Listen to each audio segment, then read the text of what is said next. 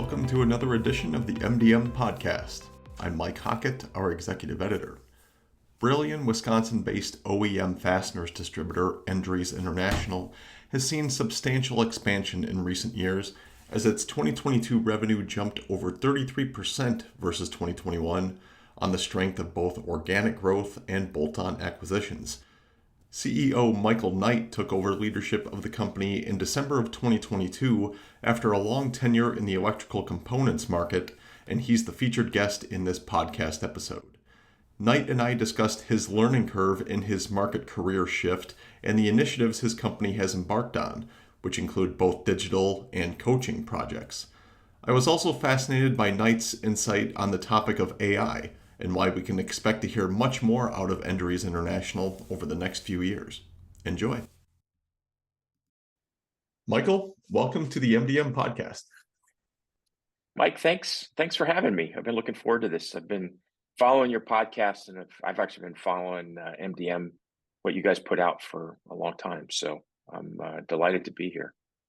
Good to hear. And Endries has been on my radar for a while now, just given the company's growth rate here. So diving in here, for those not really familiar with Endries International, can you give us a snapshot of what the company looks like today and its primary capabilities? Yeah, Endries is, we're a bit over 50 years old, headquartered here in Wisconsin. The company was founded in Wisconsin by a gentleman named Bob Endries. And then later in its evolution, Bob's son, Steve Endries, took over. And I'll talk more about Steve as the conversation unspools here. But the punchline is that we're a privately held company that specializes in the sourcing and supply of industrial fasteners and adjacent C-class components. We've got a global footprint. That said, 95% of our sales are in North America, where we support really a who's who list of marquee OEMs. More than 70% of our parts, the stuff that we supply, have a comprehensive vendor-managed inventory program wrapped around them, which runs the gambit from a kind of a traditional Kanban bin system that we monitor and keep full for our customers to vending machines and our Pulse RFID-based system, which is a line-side stocking system. So VMI is actually a core competence for us and something that's a real differentiator. We do also have offshore operations, which I think include kind of best-in-class sourcing teams in Taiwan, China, and Europe, and soon to be India. And they handle everything from source inspection, quality control, logistics, et cetera. So as you could probably tell, I'm more than a little biased towards Endries. Sure, you should be. You joined Endries as its president and CEO in December of 2022, which followed an 18-year tenure at electrical components distributor TTI Incorporated, most recently leading its exponential technology group. And that's a considerable market change in distribution career-wise, going from electrical components to OEM fasteners, which you noted Endries is primarily known for. So what has this past year been like for you, learning more about the OEM fastener world and all of its nuance, in your first year leading the company? The short answer is amazing. This has proven to be, it's exceeded all my expectations coming in, which is, obviously, selfishly is phenomenal. So the transition's been pretty interesting, and should have actually, frankly, been a lot more challenging because I'm the first person whose last name is in Endries to run the company. So for a company that's this old, that's been in essence family owned and run for a long time, this is a little bit of a shock to the system. Or I was expecting it to be a shock to the system. In actuality, the people in this company, the leadership team, starting with Steve, have been very open and welcoming. They've kind of leaned into it. It's been absolutely ideal. And in part, one of the things that's made this kind of an easy transition for me, frankly, is that I'm a I'm a dyed-in-the-wool DIYer, Mhm. probably more so than I should. I tackle things I have no business tackling. When the washing machine goes down, I take it apart, try to figure it out. I'll pull out a soldering iron and start changing switches on the control board. All kinds of things that I probably shouldn't be doing. Um, but in the course of that, when you do that, you're dealing with fasteners. So this was the products that I was getting into, leaving electronic components, was not at all strange to me. I've got a workshop with countless bins of fasteners that I've collected, over time and added to. Um, but that said, there's a lot more to the product set here at Endries than I ever imagined. And to your point, I'm very much still climbing a learning curve. In fact, I'm going to be at the International Fastener Expo in Las Vegas here soon, and that Monday is a day-long training program that I'm going to attend. So I'm to get even more knowledgeable about what we're up to. Believe it or not, my CFO is going, and he's going to attend the class with me. Okay. So yeah, we'll be armed and dangerous come Tuesday. Um, in terms of go to market, fasteners are also they're quite different than electronic components, but there's also a lot of similarities. And where there are differences, they're actually pretty comfortable to me. Is Hmm. the fastener supply business model is extremely similar to that of the electronic component business model when I first got into the industry. So, in many ways, I feel like this is a road I've been down before. I have a playbook for it, and I think that gives me some advantages, especially when it comes to seeing around corners and plotting a course forward. What drew you to pursue this role as the company's top executive? That's a complicated one to answer. And making the hop from an industry that I literally grew up in and spent more than 30 years in, and where I had extensive relationships and right up to the top of hundreds of customers and suppliers and competitors. Not an easy decision to make. But at the end of the day, frankly, there was a lot of gut involved and a really strong affinity for the opportunity that grew as I got to know more about Endries, the industry, and how it competes. And getting to know Steve Endries and the leadership team during the process just further cemented the decision for me. Endries in the space that it plays in wasn't entirely unknown to me. In my old gig, I was responsible for corporate business development and acquisitions, in addition to my operating job as the president of the Exponential Technology Group that you mentioned. So I don't know when it was, maybe 10 years, maybe a little longer ago. We actually looked hard at the industrial distribution space as an adjacency that would help us in diversifying TTI's business, the core of which was electronic components. So, even back then, lots of the customers included companies like Endries in their supply chains. And Endries was, in fact, a company that was on our list of targets. So I got some very early exposure long before getting the opportunity to join the company. But in the end, we didn't actually pull the trigger on that plan, as we had determined that there was a lot more market share to pursue in our core business. And we were concerned that building out another branch of the family tree was going to end up being dilutive and a distraction. In hindsight, we probably should have figured out a way to implement the plan, as the overlap between electronic components, a great many of which, in fact, are considered C-class components, Yeah. caps, resistors, inductors, etc. And the overlap with fasteners, in my opinion, is growing. And a move into this space would have been very accretive for TTI at the time, and accretive for TTI today.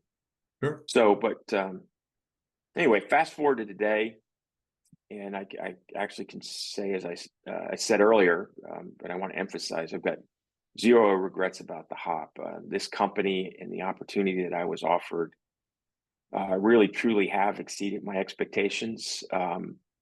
So I feel incredibly fortunate. But that said, I do have some regrets of a sort. I miss the electronic component industry and the front row seat that it gave me into the innovation that is literally transforming life as we know it.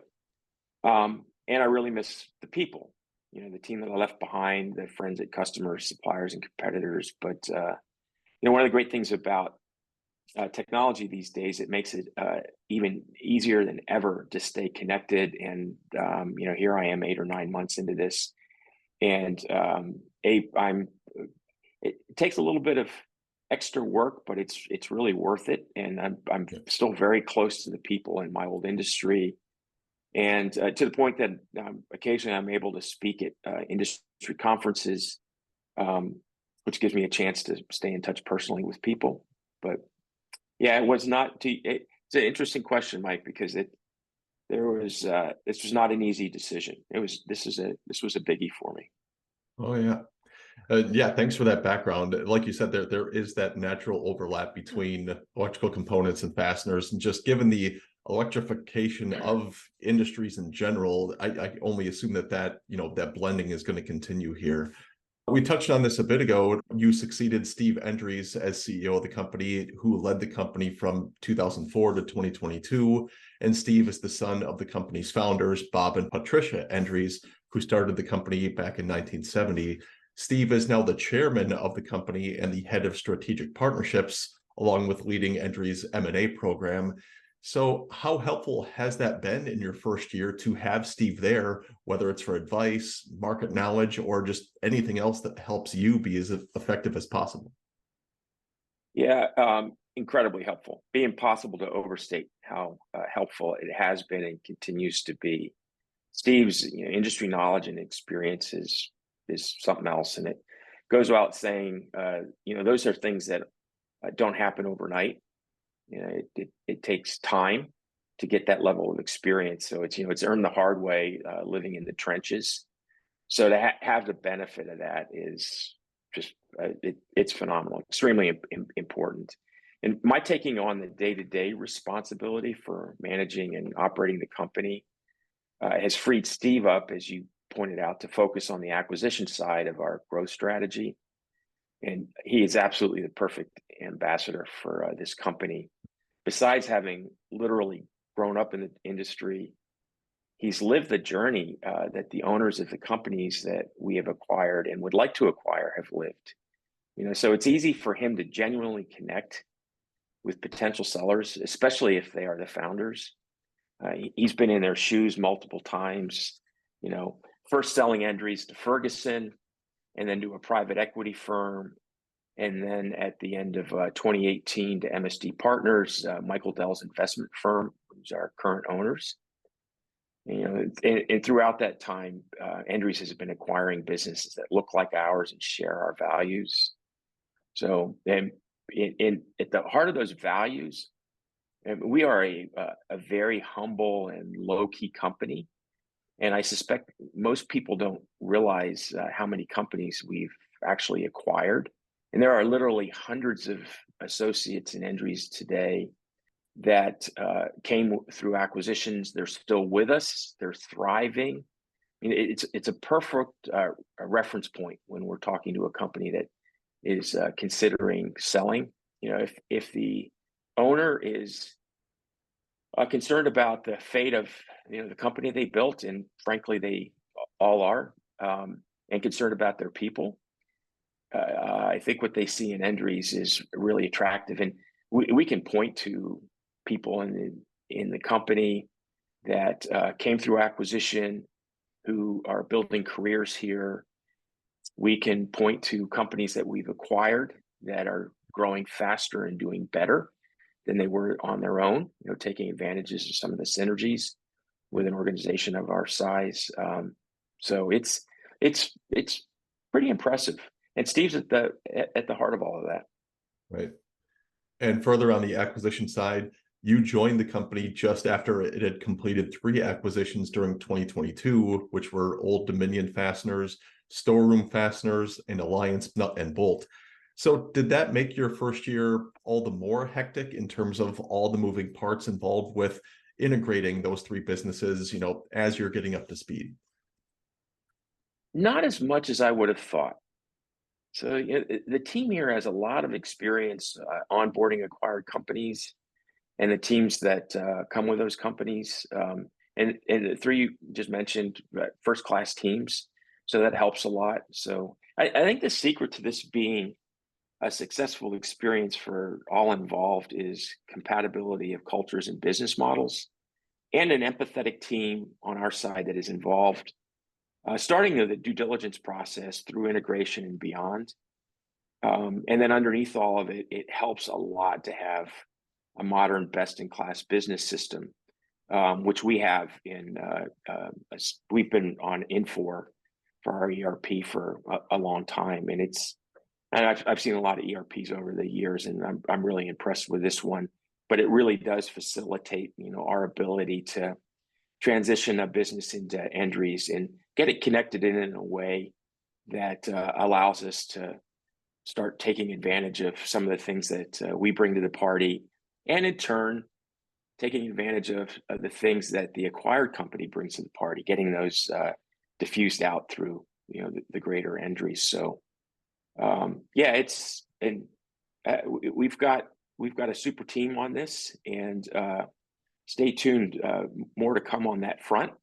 So this is a team that's not going to get bored anytime soon.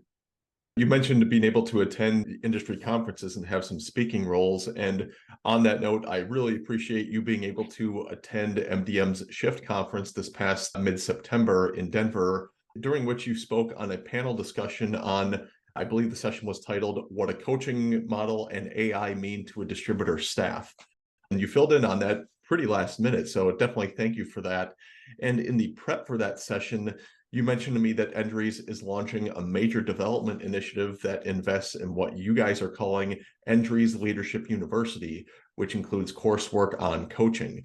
And I don't want to make you rehash everything that you shared at that Shift panel, but can you walk us through, what that initiative will look like and why the company's pursuing it in the first place? Yeah. So as a starting point, it all begins with core understanding that our business is fundamentally a service business, and as with all service businesses, the stronger the quality and commitment of the people in the business, the better the customer experience, the better the business. Yeah. So yeah, our people, just to put a point on it, are the differentiator. So investing in them is a no-brainer on multiple levels, and that's really what Endries Leadership University is about. We've long had extensive onboarding and functional training programs, which we're now adding this thing we call Endries Leadership University, and the intent is to proactively build strength in our management team, to prepare upcoming and future leaders. And there are multiple ways for an associate to get involved with the program, starting with they can raise their hand, or they can be nominated by their supervisor, or they may be identified by the leadership team and selected, encouraged to attend. And it's not a light investment on the part of Endries or on the part of the associates who get involved with the program.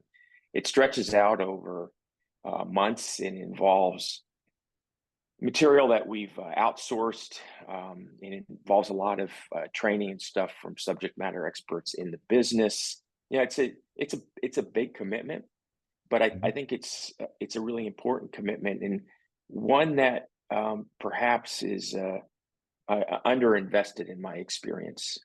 And it's as a parts supplier, we don't have really any IP.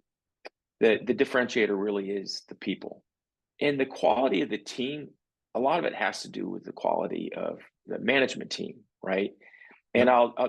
I'll share with you, Mike. One of the things that was that really put a point on pushing through with this program and investing in it was, we monitor things like Glassdoor and Indeed and things for feedback. What are people who are leaving the business or in the business today saying? And generally, what you get on that is people that are unhappy for whatever reason. And Mhm. there was a common thread on the feedback that we were seeing, and it was some inconsistency in management, inconsistency in messaging and vision and approach. And so for me, that really put me over the edge on Mhm. getting my shoulder behind this. And this is going to be uh, it, this is a difference maker, and it's really important to the sustainability of the company. So we want to have a mix of it's just like our growth strategy. We want to have a mix Right. of organic growth and inorganic growth. New customer acquisition as well as acquiring other businesses.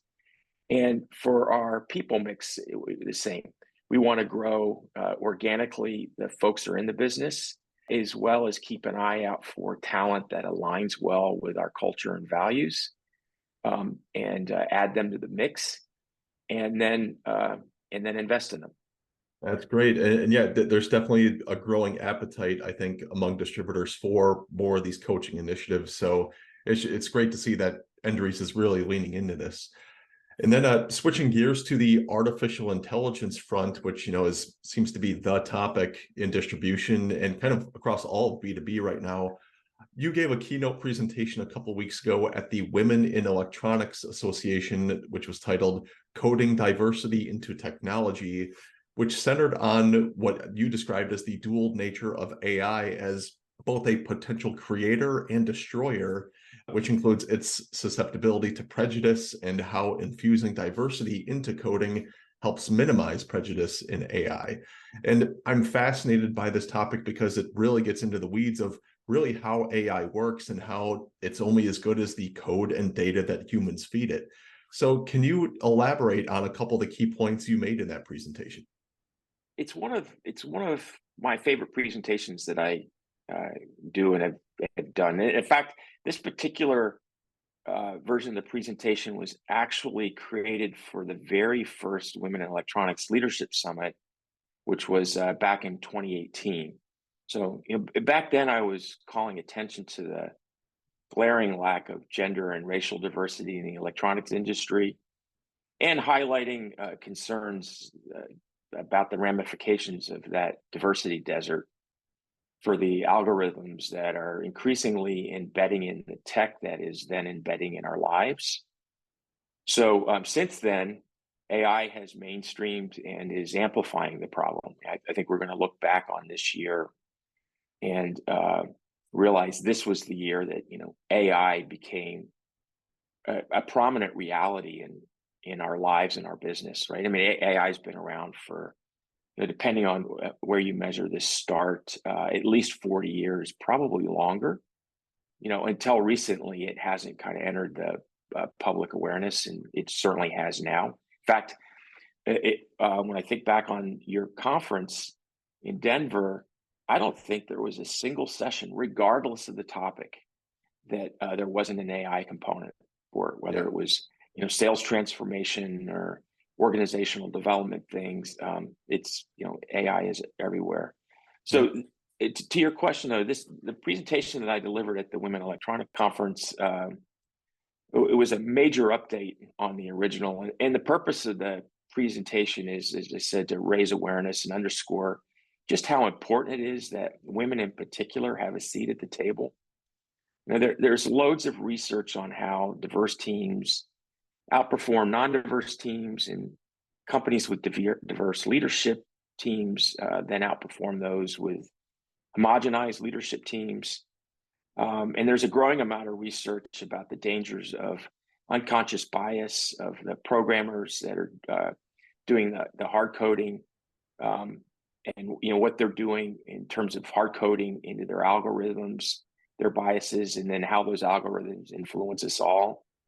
And this, of course, is especially true in social media. In fact, the punchline of my presentation is, AI is being coded by a bunch of white and Asian guys with underdeveloped EQs that are mainlining Red Bull and Mountain Dew. What could possibly go wrong with that, right? So, Yeah. yeah, I think it's really important that we're aware of it because, as you said earlier, I do see the opportunity Yeah, there's some really amazing transformational things that AI can do, especially in terms of getting us over the hump on our unconscious biases. But if we're not careful, what AI will do is dig the hole deeper. So this presentation talks a lot about that, and maybe the last thing I'll say about this is for anybody that's interested in the topic and really wants to understand how real and important it is, I'd recommend two documentaries on Netflix. In particular, one is The Social Dilemma, which Yeah. is just a mind-blowing. Yeah. It's incredible. I love that one. Yeah. Yeah. And frightening as hell, right? And then the other is not as well known, and it's called Coded Bias. And it really directly addresses the subject of this presentation, and talks about the the ramifications, the negative ramifications for bias being hard coded, especially in things like facial recognition platforms and that kind of thing, which are becoming more and more ubiquitous in our lives. Yeah. And then the last thing I would steer people to is a woman named Kathy O'Neill wrote just an amazing book called Weapons of Math Destruction that really gets into it as well. But this is important.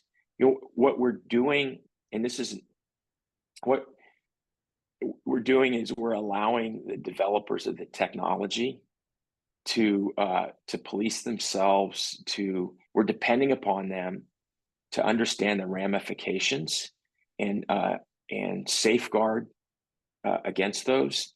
But by and large, I think these are really good people. And in fact, what we're hearing from the kings and queens of AI is they're very concerned about this, right?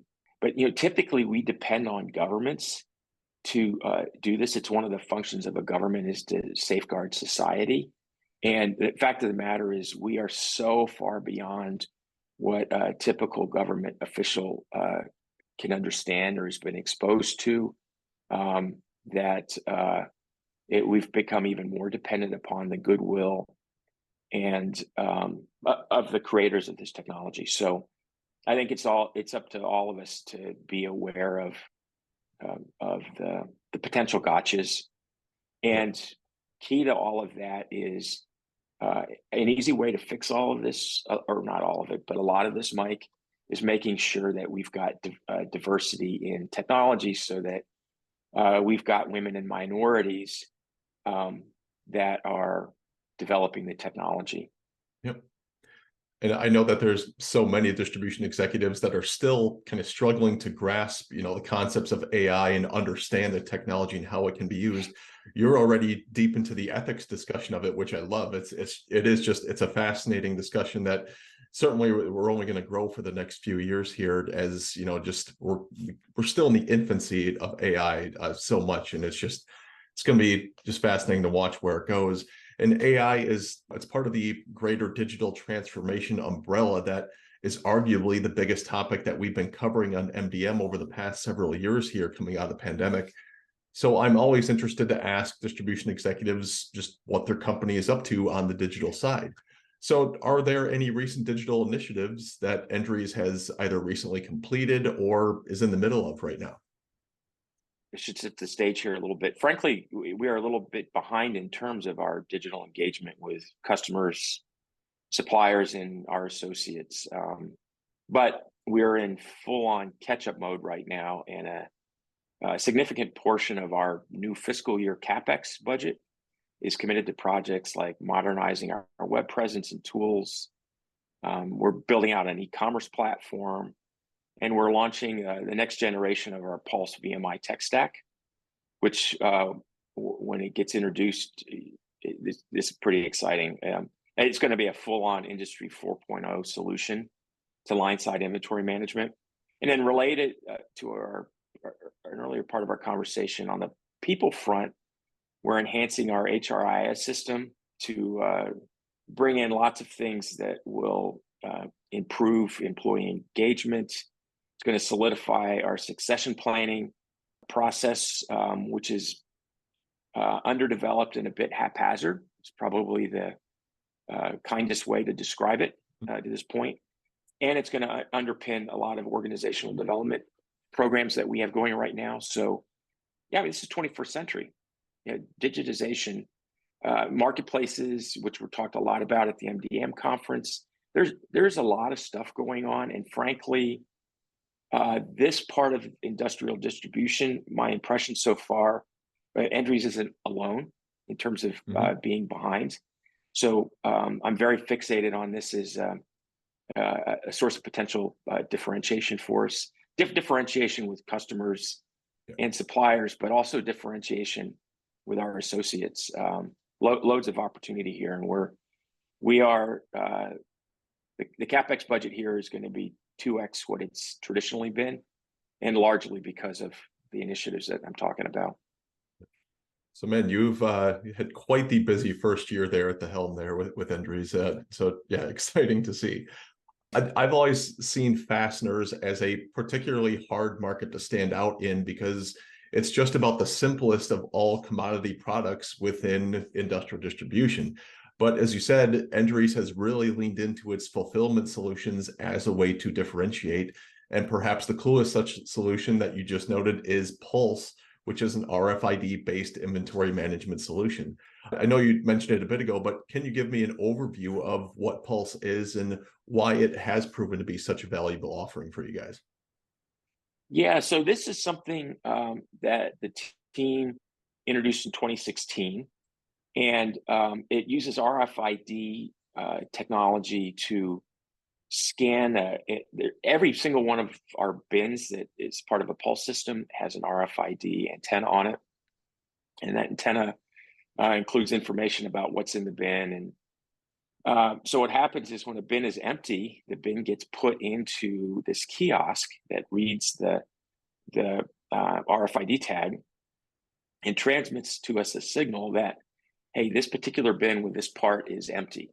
So what we do with that information is probably obvious. And so that was a real innovation at the time. That said, so fast forward, and we've got hundreds of customers where we've implemented this. It's a real difference maker, but it's got some limitations. So first and foremost, the kiosk has to be plugged into power someplace.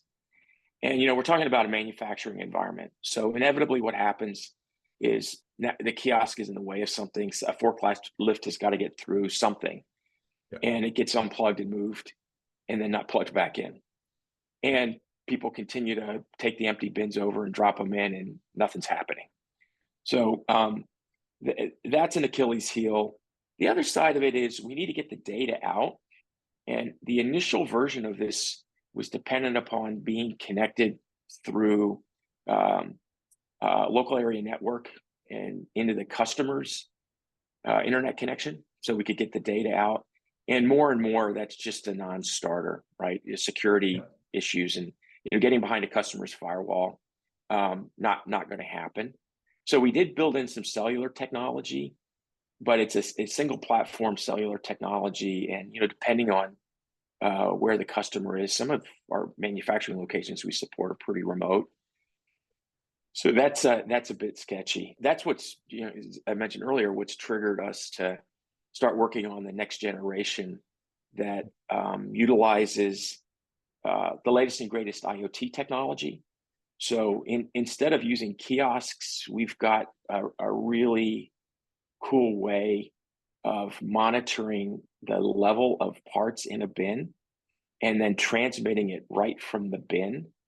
And it's all battery operated. A coin cell battery will power one of these things for 10 years. Yeah. And it's got telemetry information in it. So we know exactly where the bin is. And so if the bin gets moved or whatever, we can find it. So real time, the information is going to go up into the cloud, and with an app, our customer will be able to monitor, what the inventory levels are on the floor. We're going to be able to monitor that, and then we'll use some AI that we're working on with Infor, our ERP provider, Mm-hmm. to learn from all of that and optimize how frequently we should be replenishing optimize what the size of the bin should be, and just really tighten all that up, which is going to have big advantages for both us and the customer in terms of cash flow, as well as the core mission here is to make sure the line never goes down for want of a 1 cent screw, right? I mean, our parts are going into equipment that some cases sells for hundreds of thousands or more dollars. When the line goes down for a 1 cent screw, there's $100,000 in per equipment in revenue that's not going out the door, and not good, right? So we're in proof of concept right now with this, Mike, and hopefully by the end of the year, well, the plan is to beta it with a few of our lead customers here in Wisconsin, make sure all the kinks are worked out. But it solves for the problem of having to connect into power because it's battery operated, and it solves for the connectivity to the internet. We're using a really interesting mesh networking technology that will communicate over whatever means it finds, whether it doesn't matter who the cellular carrier is. It could do 2G to satellite. It'll search for the best signal out of the building so that we get an uninterrupted stream of data from each and every bin. Inventory management has been a critical value add for distributors seemingly forever, but there's certainly been a premium on that coming out of the pandemic and customers' need for better optimization of their supply chain operations. And I know that things have calmed down since the supply chain chaos of 2020 through 2022, but how would you say the demand for inventory management solutions like tracking solutions, smart bins, and vending machines is now compared to pre-pandemic? I honestly, I think the need and the relevance is stronger than ever, especially for those companies that manufacture in North America. And that's a growing cohort given the increasing destabilization of global supply chains and the government incentives that are being unleashed by the federal infrastructure bill. So, we've touched on this already. I mean, we're in the digital age, and frankly, the supply chain has a long way to go in terms of digitizing. And ultimately, it's digitizing the supply chain that's going to make it more bulletproof, more robust, and keep us from going back to the chaos of 2021, 2022 that you mentioned. So behind all of that is technology. We've got the technology today and the core technology. So right now it's combining it and making it cost effective, making it robust enough for the environments that it operates in. And I think, the next couple of years, the positive impact it's going to have on productivity and throughput and resiliency of manufacturing operations, especially here in North America, is pretty amazing. This is a huge opportunity. And make no mistake about it. And that's why we're investing in it. And I know, a lot of our competitors are investing in it. Yeah, it's a big deal. Besides fulfillment solutions, Endries International has a lot of value add additionally in its engineering and quality services. Can you give an overview of the company's capabilities on that side of the business? Yeah, so as a DIYer, this is one of my favorite things. So we've got a great engineer team. These guys have been with us for a long time, and they do all the stuff that you would probably suspect that they do. We do a lot of teardowns. We'll do teardowns for new customer opportunities, whereas part of our pitch is, hey, this is what goes into your product. Here are recommendations about how we can streamline it, reduce your bill of material count, perhaps put in parts that, you've got a stainless steel part and that could be done with plastic, which will more than meet the need. And it's obviously less expensive. And ways that, we'll suggest different types of fasteners, which will optimize the assembly and manufacturing process to increase throughput on the customer's line. So that's a big part of our pitch when we're engaging with a potential new customer. But it's also a big part of the work we do with our existing customer base. We commit to the existing customer base that we're going to proactively help them control cost in this part of their bill of material, and know that this part of their bill of material generally is pretty small in terms of the total cost of bill of material. I mean, when you're talking about like a grid level power transformer, for instance, the even though these we're talking big bolts that go into these things, when you draw a circle around the cost of that as a portion of the total cost, I mean, you're talking low single digits, right, percentage wise. So yeah, that said, it's real dollars, and this engineering team is terrific at proactively reviewing customer bills of materials so that the sales team can go in and as part of the review say, hey, listen, Yep. Here's some opportunity we've identified, and if you're interested in pursuing it, the engineering team will provide all the supporting documentation, first articles, etc., to do it. So the tricky part about this, Mike, is it really is an investment. Engineers tend to be expensive, and more experienced, the more expensive. And this isn't something that we charge for. So on the first example, and when I talked about what they do, it's more of a marketing investment. On the second piece of it, it's an customer investment. It helps us maintain relevance and add value in what I think are defendable ways with our customer engagements. But that said, it's not cheap to do, but it's a really important part of our value proposition. Not just for it obviously for customers, but it actually helps suppliers as well. It's a cool group of people, and the lab here in Brillion, that is kind of the core of this whole function for the company, is awesome. I love going back there and seeing what they're tearing down. And we were just talking about it yesterday.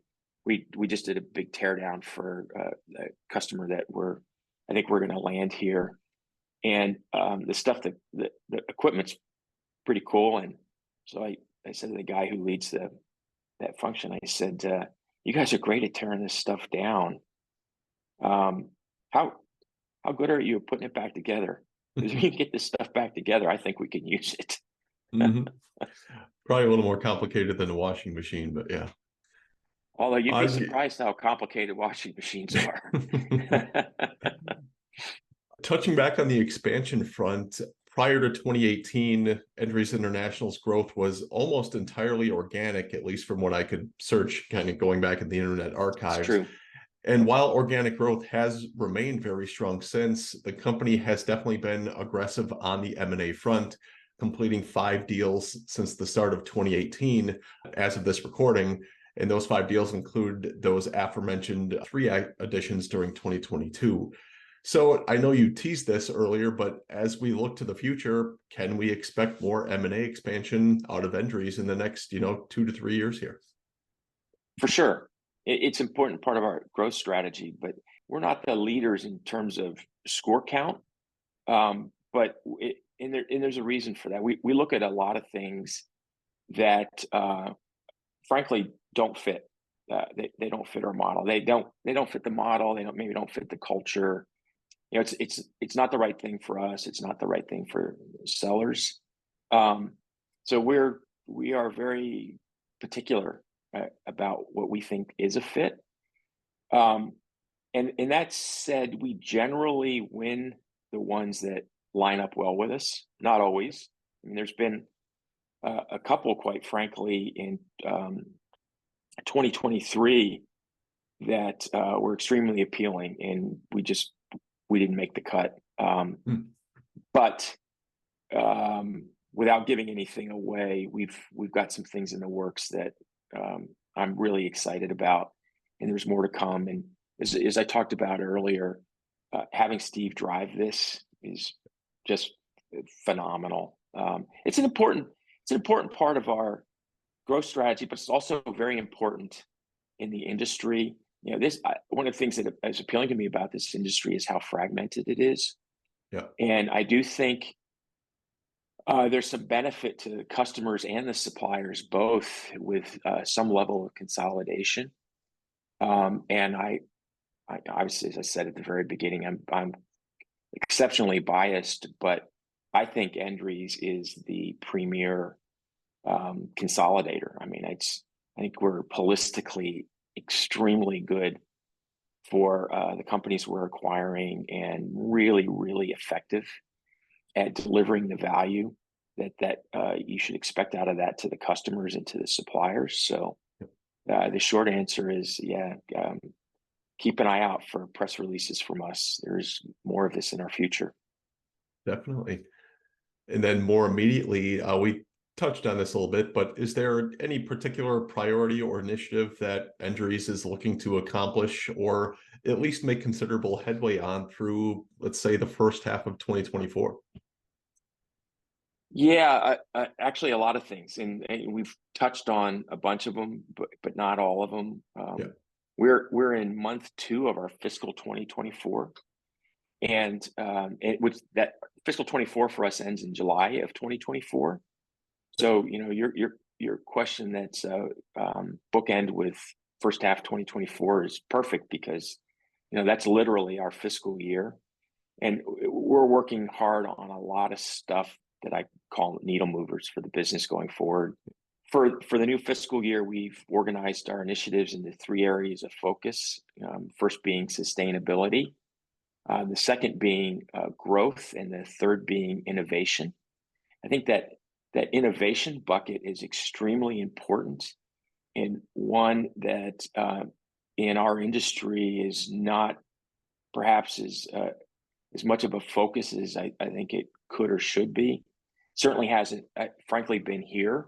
But innovation is the source of a lot of growth, and it's the source of better than average industry margins. And companies who are really good at innovation and very deliberate about it tend to outperform those that aren't. Yeah. So that's a third pillar here going forward, and a really important one. So we've got a lot of stuff in each of those 3 buckets.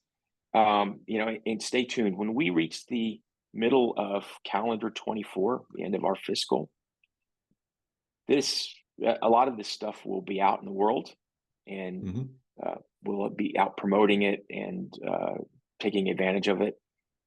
And it's going to be transformational. It's really, in a way, we're building, Endries 3.0, right? It's I'm really excited about it, and it's super energizing for the whole team. It's cool stuff, and we're having a lot of fun. Well, that is everything I had for you, Michael.